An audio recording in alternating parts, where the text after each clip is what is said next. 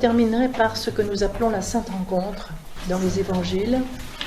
C'est la rencontre de l'enfant Jésus, bien sûr, avec le vieillard Siméon. Moi, je suis très très émue par la rencontre de ce tout petit bébé et de ce vieillard. Et de celui qui va partir et qui dit maintenant, Seigneur, laisse ton serviteur s'en aller en paix. Mes yeux ont vu celui qui doit venir. Je crois que nous avons là quelque chose de grandiose aussi. La rencontre entre l'ancien et le nouveau. La rencontre que nous pouvons bien sûr dire aussi sur un plan très simple entre les jeunes générations et les anciennes. Mais là, qu'est-ce qui se passe ? C'est vraiment le monde de l'Ancien Testament et le monde du Nouveau Testament. Mais il n'y a qu'un seul testament, mes amis, mais qui va s'exprimer de façon différente. Parce que l'Ancien Testament, il va régir le monde qui est encore dans la situation de Sis, c'est-à-dire dans la situation animale, avec les lois nécessaires pour faire de l'ordre dans ce monde animal. Et puis tout à coup, il y a celui qui va renverser cet ordre, qui va faire passer l'humanité dans une autre dimension que celle de la loi, c'est-à-dire dans la dimension de la relation de liberté fondamentale, d'obéissance à la loi intérieure propre à chacun, de cet impératif personnel, mais de la personne.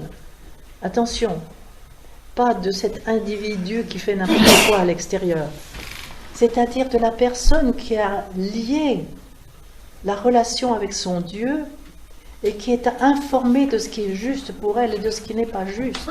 Ça n'a plus rien à voir avec la loi, tu dois, c'est bien, c'est mal, tu as le droit, tu n'as pas le droit, ça n'a plus rien à voir avec ça. Ce que vient apporter ce Nouveau Testament, appelons-le comme ça si vous voulez, ce que vient d'apporter le Christ, c'est la dimension d'homme libre, la dimension d'homme dans sa personne, c'est-à-dire d'homme-Dieu, d'homme en relation avec son Dieu intérieur, qui l'informe.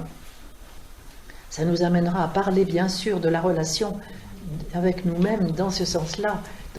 C'est cela, cette rencontre de ce vieillard Siméon et de l'enfant divin. Nous sommes là dans quelque chose d'historique et en même temps d'éternité. C'est vraiment ce point dont je parlais hier, voyez-vous, de la rencontre de l'historique et de l'éternité, qui va être le départ de toute cette verticalisation de l'être de l'humanité. Le point de départ. On n'a pas encore bien compris ça aujourd'hui. Et comme disait le père Mène, Alexandre Mène, le christianisme ne fait que commencer. Est-ce qu'il a même commencé? Je n'en sais rien. Mais ce n'est que si l'on comprend vraiment bien cette rencontre du vieillard Siméon avec l'enfant divin que le christianisme peut commencer.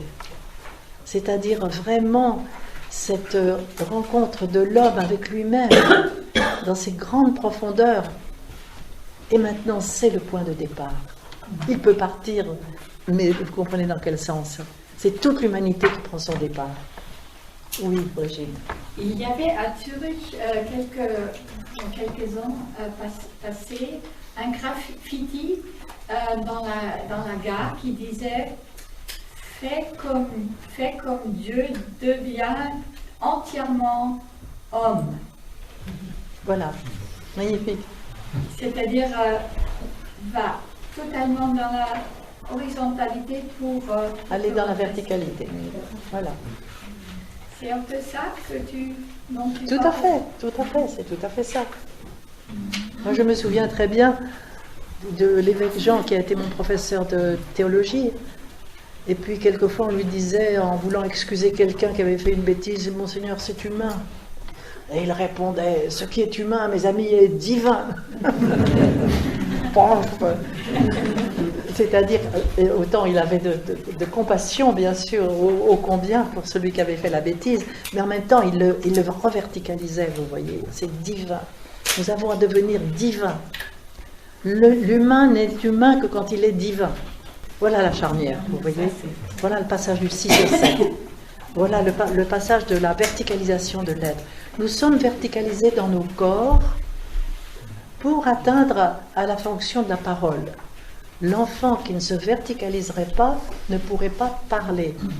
Au moment dont nous parlons en ce moment, c'est-à-dire passage au 7e jour, nous avons à nous verticaliser dans notre être intérieur pour devenir verbe.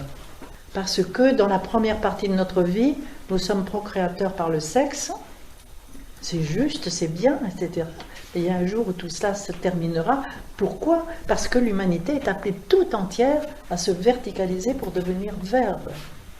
C'est tout le grand sens de la circoncision, n'est-ce pas ça? Couper les peaux, le prépuce qui symbolise toutes ces peaux dont nous aurons à reparler, les peaux de l'homme, de façon à ce que nous devenions verbe. Le sexe est le symbole du verbe. C'est pour ça que le sexe est tellement fort, tellement puissant. Il prend une tellement grande place dans nos vies. Parce que il nous amène au verbe. Mais nous restons à l'horizontale au lieu de vraiment aller vers la verticale. Vous voyez tout ce qui se dessine là dans ce programme de relations.